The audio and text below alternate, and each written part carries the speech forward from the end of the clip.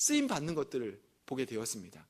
근데 이 가정이 딱 한 가지만 회복되어야 되겠더라고요. 이 가정이 하나님 앞에 더 크게 사용받으려면은 딱 한 가지만 회복되어야 되겠는데, 이 가정 안에서 서로에 대한 존중이 없는 거예요. 아내가 남편이 아내를 존중하는 그 존중이 참 없는 것들을 보면서 너무 아쉬운 마음이 있어서 이렇게 새벽 3시까지 이야기하면서 제가 계속적으로 가정 참 하나님께서는 이 목사님의 가정을 통하여서 크게 일하실 것 같은데 부부간에 서로 조금만 더 존중을 조금만 더 해줬으면 좋겠다, 말로써 좀 존중을 조금만 더 해줬으면 좋겠다 했는데 새벽 3시까지 그게 안 되더라고요. 서로 막 아내가 막 이런 잘못했고 또 목사님이 이런 잘못했고 나를 인정해주지 않고 막 계속 서로에 대해서 이 존중만 되면 되겠는데 이게 안 되는 거예요. 새벽 3시까지 막 몇 번이고 서로 존중만 하면 참 가정이 하나님께서 크게 사용하겠다는 얘기를 몇 번 반복했는데 이게 안 되는 것들을 보면서 이 존중이라고 하는 것, 말로 시작하는 것 쉬운 것 같은데도 어렵구나라는 생각들을 좀 해보게 되었습니다. 우리가 이 땅에 살면서 가볍게 생각하지 말아야 될 것들이 많이 있지요. 여러 가지가 있겠지만요, 가장 기본은 말인 거죠. 언어입니다. 내가 어떤 언어를 사용하고 있느냐가 너무 중요해요. 그런데 우리가 이 언어가 너무 이렇게 오랫동안 살면서 몸에 배어 있어서 이렇게 내가 무슨 말을 하고 있는지를 모르면서 살고 있습니다.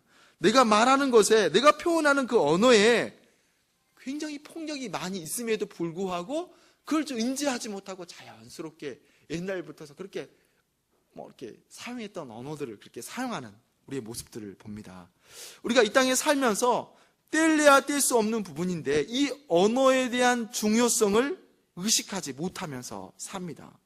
해서는 안 되는 말을 너무 쉽게 하기도 하고요, 우리의 입에서 차마 담지 말아야 할 그 언어들도 의식하지 못하면서 이게 참 하지 말아야 할 그런 말인데도 그런 걸 위험성을 의식하지 못하면서 이렇게 쉽게 내뱉는 그런 모습들을 보게 됩니다.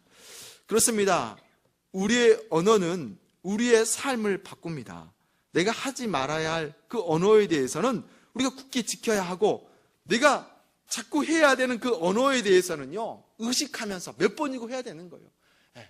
계속 의식하면서 내가 이런 축복의 말, 이런 평안의 말들을 계속 의식하면서 내가 해야지, 의도적으로 가지면서 그렇게 계속 해야 되는 줄로 믿습니다.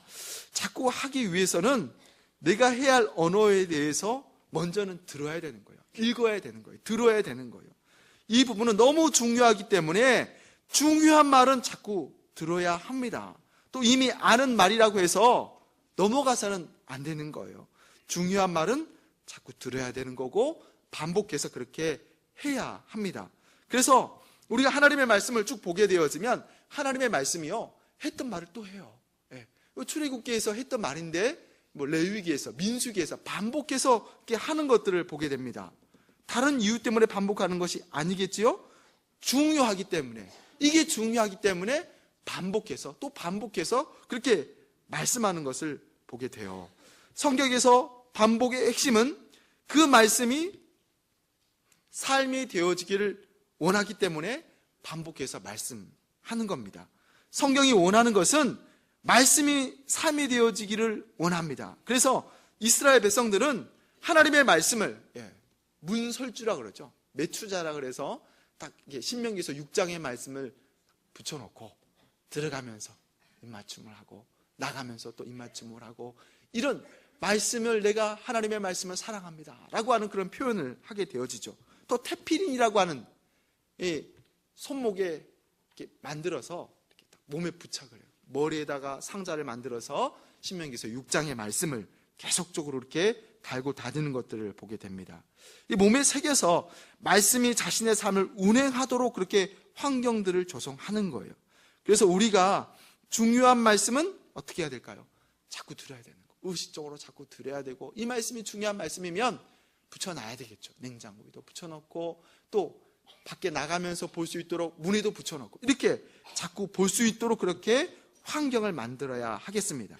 그래야 삶에서 나오는 거예요. 이렇게 말씀이 삶이 되어지도록 기도하고 들었던 말씀을 또 의도적으로 계속해서 들어야 합니다. 그곳에서 우리는 하나님을 존중하는 삶이 나오게 되어지죠. 이 존중은 헬라어로 팀이라고 하는 단어를 사용하는데요. 이 팀이라고 하는 단어가 어디에서 나오느냐? 마가복음 6장 4절에 말씀 나옵니다. 우리 지난주에도 말씀을 보았는데, 예수께서 저에게 이르시되 선지자가 자기 고향과 자기 친척과 자기 집 외에서는 존경을 받지 않음이 없느니라 하시며 라고 말씀하고 있어요. 여기서 존경이라고 하는 단어가 나오고 있는데, 이 존경이라고 하는 단어가 팀이라고 그렇게 헬라어로 사용합니다. 존중으로도 이 의미를 해석할 수가 있는데요. 이 팀이라고 하는 단어가 문자적인 의미로는 중요시함이라고 하는 의미를 가지고 있어요. 그래서 사람들은 이 존중이라고 하는 이 단어를 금처럼 귀하고 소중한 것이다 라고 그렇게 떠올리게 됩니다. 이 본문의 팀이는 그렇게 중요시 여기다 라고 하는 그런 의미를 가지고 있어요. 그렇다면 이 팀이의 반대말은 무엇이냐라고 할 때에 헬라어로 안티미아라고 하는 단어를 사용해요. 안티미아는 평범하고 천하게 취급하다라고 하는 의미를 가지고 있습니다. 헬라어에서 존중의 반대는 평범하고 하찮게 여기다라고 하는 그런 의미를 가지고 있어요.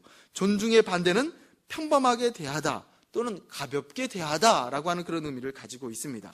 여기서 우리가 예배를 어떻게 대하는지, 하나님의 말씀의 은혜에 대해서 어떻게 대하는지, 금처럼 귀하게 여기는지 아니면 평범하게 여기는지 하찮게 여기는지, 이걸 우리가 발견할 수가 있습니다. 그래서 이사야에서 29장 13절의 말씀을 보게 되어지면, 이 백성이 입으로는 나를 가까이하며 입술로는 나를 존경한다 하나 그 마음은 내게서 멀리 떠났나니 라고 그렇게 말씀하고 있습니다. 그래서 이사야에서 29장 13절의 말씀은 하나님의 말씀을 단지 입에서 그치지 말게 하라고 말씀하고 있어요. 입에서 그치지 말고 그 입에서 우리 마음까지 내려오기를 원하시고 있는 것을 발견할 수 있습니다. 이것이 바로 존중인 겁니다. 말로는 하나님을 존중, 귀하게 여긴다라고 하는데, 마음은 하나님을 멀리 떠났음을 그렇게 이사야에서 29장 13절에서 말씀하고 있습니다.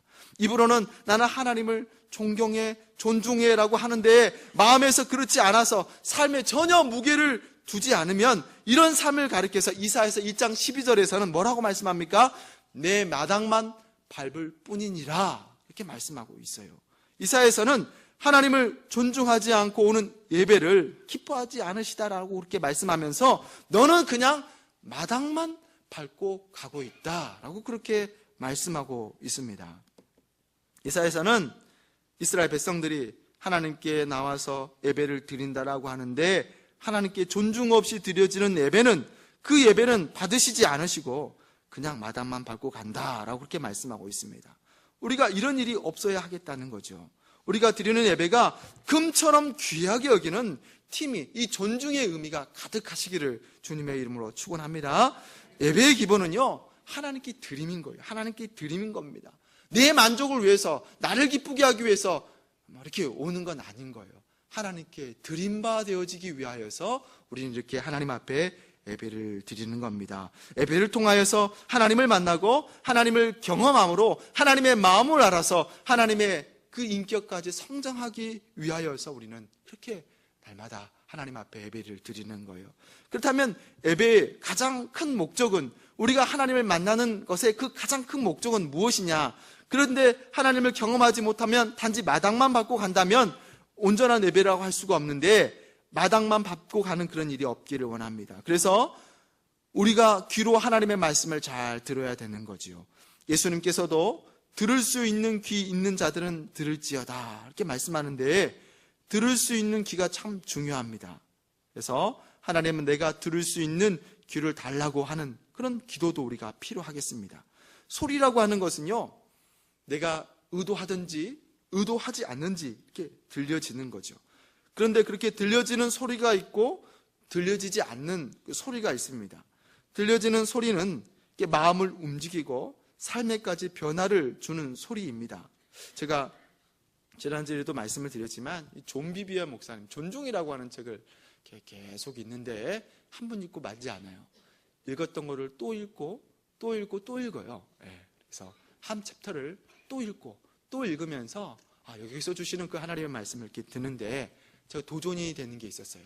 여기에서는 누구든지 이렇게 존중하는데 상급자에게 존중하라라고 하는 그런 메시지가 이렇게 나왔어요. 그래서 제가 이걸 우리 가정에서 어떻게 적용할 것인가라고 하는 것을 고민하다가 아들이 이제 중학교 1학년이거든요. 사춘기가 시작이 되었어요. 사춘기를 상대한다라고 하는 거는 누구에게나 참 힘듭니다. 그래서 본의 아니게 아들에게 좀 많은 잔소리를 해요. 그래서 어떤 마음이 들었느냐 하면 이제 내가 아들을 존중해 줘야 되겠다. 그래서 한 번은 야단을 크게 치고 앞으로는 내가 너에게 존중하는 의미로 동생들 앞에서 야단을 치지 않겠다라고 그렇게 했어요. 근데 동생이 변하지 않거든요. 아들이 변하지 않거든요. 그러면 동생들 막 화내고 그러면은 제가 아들을 야단치는 게 아니라 동생들에 가서 이야기를 했어요. 야, 너가 오빠인데 오빠한테 잘해야 되는 거야 라고 하는 것을 그렇게 해봤어요. 근데 이 아이가 점점 이렇게 말하는 게 바뀌고 아버지를 대하는 태도가 바뀌어지는 것을 이렇게 경험하게 되었어요. 그렇습니다. 그렇게 들려지는 소리가 있고 들려지지 않는 소리가 있습니다. 들려지지 않는 소리는요, 아무리 말해도 한쪽 귀로 듣고 한쪽 귀로 흘러나오는 그런 소리가 되어지는 거예요. 그런데 그렇게 들려지는 소리가 있게 되어지면 눈을 통해서 보게 되어져요. 만약에 여보 방 청소 좀 해줘 했었을 때 그 소리가 들려지게 되어지면 방에 어지러져 있는 게 보이기 시작하는 거죠. 그러면 그 들려지는 소리로 인하여서 보는 눈이 생기고 또 청소할 수 있는 그런 힘이 생기게 되어집니다. 그런데 여보 방 청소 좀 해줘라고 했는데 소리가 들려지지 않으면요, 아무런 변화도 우리가 볼 수가 없습니다. 눈을 통해서 봐지는 것은 당연히 생각에까지 영향을 주고 또 생각에까지 영향을 주는 것은 행동으로 살도록 그렇게 해주게 됩니다. 우리가 욥기서의 말씀을 보니까 욥의 마지막에 이런 고백을 해요. 내가 주께 대하여 귀로 듣기만 하였사더니 이제 눈으로 주를 배움나이다. 귀에서 눈으로 옮겨지는 것을 보게 되어져요. 욥은 이제 눈으로 멈춰지는 것이 아니라 그의 마음 가운데 그의 삶을 통하여서 하나님을 온전히 존중하면서 예배를 드렸을 줄로 압니다. 우리가 듣는 것과 보는 것이 변하게 되어지면 생각이 바뀌게 되어지죠. 내가 이렇게 살면 안 되는 거라고 하는 것이 생각으로 바뀌어지고, 듣는 것과 보는 것이 변하면 생각하는 것이 바뀌고, 생각하는 것이 바뀌게 되어지면 말하는 것이 바뀌게 되어지고, 말하는 것이 바뀌게 되어지면 행동은 당연히 그렇게 변화로 다가올 수가 있습니다. 그리고 행동이 변하게 되어지면 그 인생은 그렇게 하나님께 붙잡히게 되어지는 겁니다. 그래서 우리가 보상을 얻어야 하는데 그 보상의 꼬린 지점은 저에게 있어서는 하나님께 온전히 붙잡힙니다 라고 그렇게 고백할 수 있습니다. 우리가 이 신앙생활의 최종 목적지는 하나님께 붙잡혀야 되는 거. 우리 옆 사람에게 한번 고백해 보겠습니다. 내가 하나님께 붙잡히겠습니다. 내가 하나님께 붙잡히겠습니다. 아멘. 우리가 성경 안에는요, 하나님께 붙잡혔던 많은 인물들을 볼 수가 있습니다. 아브라함이 그렇게 하나님께 붙잡힌 바 되어지는 인생을 살았고, 요셉이 그렇게 하나님께 붙잡힌 바 되어지는 삶을 살았던 것들을 보게 되어지고, 이삭도 또한 그렇게 하나님께 붙잡힌 삶을 살았던 것을 보게 됩니다. 오늘 본문을 통하여서는 다윗이 그렇게 하나님께 붙잡혔던 그 인생을 소개하고 있는데, 여러분, 다윗이 하나님께 어떤 그런 보상을 받았습니까? 다윗이 어떤 보상을 하나님께 받았습니까? 목동에서 이스라엘의 왕으로서의 그 보상을 받았다는 거죠. 목동에서 왕으로라고 한다면은 그것도 당시에 이 중동의 가장 강력한 왕으로서 그렇게 하나님 앞에 보상을 받았다라고 한다면, 하나님을 경외함으로 이런 보상을 받았다라고 한다면은, 이 정도 보상이라고 한다면은, 하나님께 보상 받을 만한 가치가 있다라고 하는 것들을 생각해 보게 되어지는데, 목동이었다, 왕으로 보상받았다고 한다면 기대할 만합니다. 그럼 왜 하나님께서는 이 다윗을 그렇게 보상하였는가라고 하는 것을 생각해 볼 때, 도대체 그에게 기본적으로 어떤 마음이 있었기 때문에 목동이었던 그를 심지어 왕으로까지 세우게 되었는가, 우리 본문을 통하여서 우리가 발견할 수가 있습니다. 하나님께서 사무엘을 통하여서 다윗을 왕으로 그렇게 기름 부었어요. 그런데 그렇게 기름 부음 받고 나서 얼마 동안은 그저 그렇게 목동으로 그렇게 살게 되었습니다. 그런 그에게 골리앗이라고 하는 인물을 통하여서 이스라엘에 그렇게 두각을 나타나게 되어지고, 그런데 문제는 당시 초대 왕이었던 사울 왕이었어요. 사울은 도저히 자신의 왕권을 다른 사람에게 넘길 마음이 없었습니다. 그런데 시간이 가면 갈수록 하나님의 분명한 메시지 무엇이었습니까? 자신이 아니고 다윗이 사울을 대신하여서 이스라엘 왕이 될 것이다 라고 하는 것이 더욱더 분명해졌습니다. 그래서 사울은 어떤 결정을 하게 되었습니까? 그래, 하나님께서 나를 대신해 다윗을 왕으로 세우길 원해? 그렇다면 간단하지. 내가 다윗을 죽이면 되지. 그로부터 사울은 다윗을 죽이기 위해서 혈안이 되어서 사방을 뒤집니다. 모든 나라의 일을 뒤로 하고서 미친 사람처럼 다윗을 죽이기 위해서 사방으로 그렇게 다니게 됩니다. 다윗은 사울에게 몇 번이고 죽을 뻔한 고비를 그렇게 넘기게 되어지는데, 그런데 다윗은 그런 죽을 뻔한 그 고비 가운데서 살아나고 그렇게 합니다. 다윗은 그렇게 몇 번이고 죽을 고비를 넘기는가 했더니 이번에는 24장에서는 그의 상황이 역전이 되어지죠. 24장에서의 배경은 엔게디 황무지에서 반대로 다윗이 사울을 죽일 수 있는 그런 기회가 찾아왔습니다. 엔게디 황무지에서 사울 왕이 다윗을 쫓다가 급한 일로 굴 안으로 들어가지요. 본문에서는 발을 가리우다라고 이렇게 표현하고 있는데, 이 발을 가리우다라고 하는 표현은 생리적인 욕구를 해소하기 위해서 바지를 내려서 발을 가리우는 그런 의미로 해석할 수가 있습니다. 지금 사울은 군대의 무리에서 벗어나 있습니다. 단독으로 떨어져 있으니 다윗이 마음만 먹게 되어지면 충분히 이 평생 원수였던 사울을 죽일 수 있는 그런 기회입니다. 다윗과 사울 사이에 이런 상황은요, 참으로 흥미진진한 상황입니다. 다윗 주변에 다윗을 따르는 사람들이 이는 하나님께서 주신 좋은 기회다라고 그렇게 말하고 있습니다. 둘도 없는 절호의 기회인 상황입니다. 어떤가요? 만약 이런 상황 가운데에 저와 여러분이 놓여 있다라고 한다면 여러분은 어떤 선택을 하시겠습니까? 사울을 죽일 것인가 말 것인가? 그런데 사울을 죽이지 말아야 할 이유보다 사울을 죽여야 할 이유가 훨씬 많습니다. 사울을 죽여야 할 이유를 대충 5가지 정도 이야기한다면요, 사울을 죽이지 않으면 누가 죽습니까? 다윗이 죽는 거예요. 내가 죽는 거예요.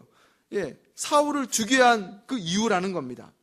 또 내가 죽으면 나를 따르는 무리들이 목숨을 위험하게 되어지는 상황이 옵니다. 오고 갈 데 없는 사람들이 다윗 하나만 믿고 이 다윗을 그렇게 쫓게 되었어요. 그런데 만약 다윗이 죽게 되어지면 이 오고 갈 데 없는 이 무리들을 어떻게 해야 되느냐, 다시 또 오고 갈 데가 없는 그런 사람으로 남겨지게 됩니다. 또 다윗이 죽으면요, 하나님께서 사울을 대신해서 다윗을 왕으로 세웠는데 그 하나님의 뜻을 이룰 수가 없게 되어지는 그런 상황인 거예요. 또 나라가 위태롭습니다. 사울 왕은 다윗을 죽이기 위해서 미쳐가고 있었어요. 후에 다윗을 숨겨줬다라고 하는 그 이유로 높당에 있는 제사장을 비롯해서 85명이나 되어져 남녀노소 할 것 없이 모두 다 육축까지 다 진멸해버리게 되어지는 그런 모습을 보게 되어지는데, 사울은 점점 더 그렇게 폭군으로 변해가는 그런 상황입니다.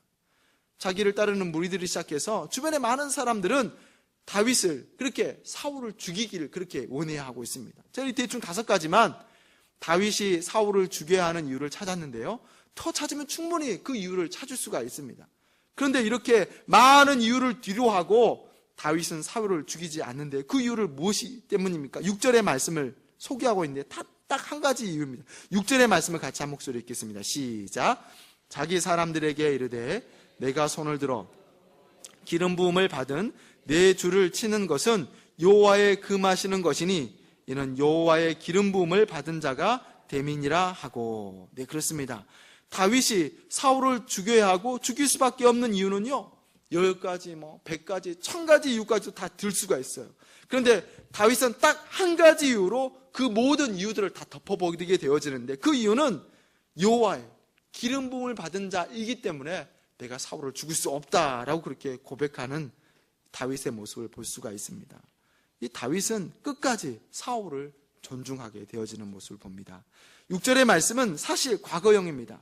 사울은 지난 시간에 하나님께로 세워져 왕이 되었습니다. 그런데 하나님의 마음은 여전하지 않는다는 거예요. 사무엘상 15장 11절의 말씀 보게 되어지면 하나님께서 사울을 왕으로 세운 거에 대해서 후회하고 있다라고 그렇게 말씀하고 있습니다. 그러니까 다시 말해서 사울을 향한 하나님의 유효 기간은 이미 지나 있는 상태입니다. 하나님마저도 사울에게서 돌이키는 그런 상황인 것입니다. 그런데도 다윗은 단지 이 사울이 하나님께로 기름 부음 받았다라고 하는 그 사실 하나만으로도 충분히 사울을 존중하는데, 엄밀하게 따지게 되어지면 사울의 존중은 사울이 아니라 하나님을 향한 존중인 것을 보게 됩니다. 저를 한번 따라서 하면 좋겠어요. 사울의 존중은 사울이 아니라 하나님의 존중입니다. 시작. 사울의 존중은 사울이 아니라 하나님의 존중입니다. 그렇습니다. 우리가 이 땅에 살아가면서 하나님께서는 저와 여러분에게 존중받기를 원하십니다. 큰 폭으로 누구든지 그렇게 하나님 앞에서는 존중받기를 원하는데, 그 사람이 고아가 되었던지 과부가 되었던지 나르그네 되었던지 하나님께서는 저를 통하여서, 우리를 통하여서 그 사람들이 존중받기를 그렇게 원하십니다.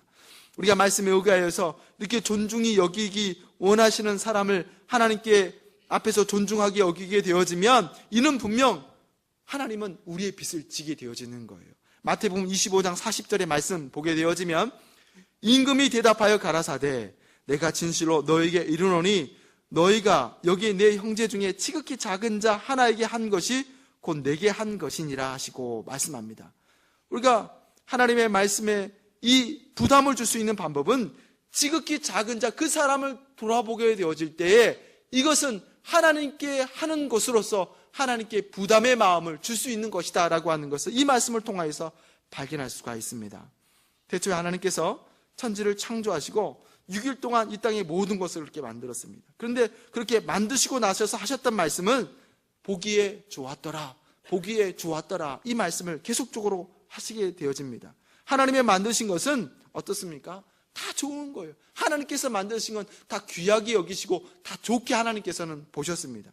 그런데 하나님께서 직접 만드신 좋은 것을 우리 인류에게 죄가 들어와서 선한 것을 악한 것을 그렇게 구별하기 시작한 것을 보게 됩니다.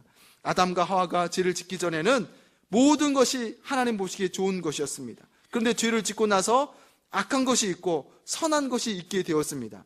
하나님께서 지은 것은 변함없이 선한 것인 줄로 믿습니다. 그래서 디모데전서 4장 4절에서는 이렇게 말씀합니다. 하나님의 지으신 모든 것이 선함에 감사함으로 받으면 버릴 것이 없나니 라고 그렇게 말씀하고 있어요. 우리가 엄밀하게 따지게 보게 되어지면 그게 악한 게 아닌 거예요. 내가 악하게 여기기 때문에 그게 악하게 되어지는 거예요. 어떤 분들은요, 남편이 그렇게 꼴보기 싫어하시는 그런 분이 있는 걸 보게 되어져요.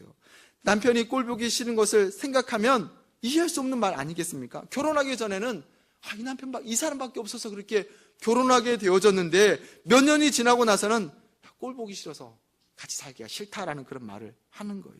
우리가 이 사실을 객관화시키게 되어지면은요, 남편 자체가 꼴보기 싫은 것이 아닌 거예요. 내가 꼴보기 싫어서 남편이 꼴이 엉망이 되어지는 것입니다. 내가 꼴보기 싫어서 꼴의 상태가 안 좋아진 것입니다. 내 안목의 문제인 거예요. 또 어떤 분들은요, 자녀들이 그렇게 꼴보기 싫다라고 하는 그런 분들이 있습니다. 이것도 자녀를 내가 꼴보기 싫은 안목으로 보았기 때문에 꼴이 싫어지게 되어지는 그런 안목이 된 겁니다. 그분의 상태가 좋지 않은 문제인 겁니다. 그런데 존중해 보시기 바랍니다. 말에서 존중하고 행동에서 존중하게 되어지면 존중받은 사람은 존중받음으로 존중받을 만한 사람이 되어지는 거예요. 오늘 본문에 다윗은 사울을 존중해 주었습니다. 그러자 사울이 어떻게 되었습니까? 오늘 본문은 아니지만요, 24장 19절과 20절의 말씀 한번 같이 한번 읽어볼까요? 시작. 사람이 그 원수를 만나면 그를 평안히 가게 하겠느냐? 내가 오늘날 내게 행한 일을 인하여 여호와께서 내게 손으로 갚으시기를 원하노라. 보라, 나는 내가 반드시 왕이 될 것을 알고 이스라엘 나라가 내 손에 견고히 설 것을 아노니. 이 모습은요, 사울이 자신의 목숨을 살려줬다라고 하는 그 존중함으로 인하여서 감동을 받아서 원수와 같은 사울이 다윗을 향하여서 축복하는 그런 모습을 볼 수가 있습니다. 사울이 다윗이 왔다가 다윗의 존중을 받고 감동하여서 다윗을 축복하게 되어지는 그런 모습인 겁니다. 원수가 감동해서 축복하는 모습입니다. 내가 먼저 존중하게 되어지면 누구든지 그 사람이 심지어 원수라도 존중하게 되어지는 그 은혜가 있을 줄로 믿습니다. 이제 우리가 또 한 주간을 살게 됩니다. 예수 그리스도의 이름으로 만나는 누구든지 존중하시기를 원합니다. 자녀가 되었던 남편이 되었던 만나는 누구든지 예수 그리스도의 이름으로 존중하여서 그 존중하는 그 존중으로 말미암아 하나님께로부터 그 사람으로부터 존중을 받으시는 저와 여러분이 되시기를 주님의 이름으로 축원합니다. 기도하겠습니다.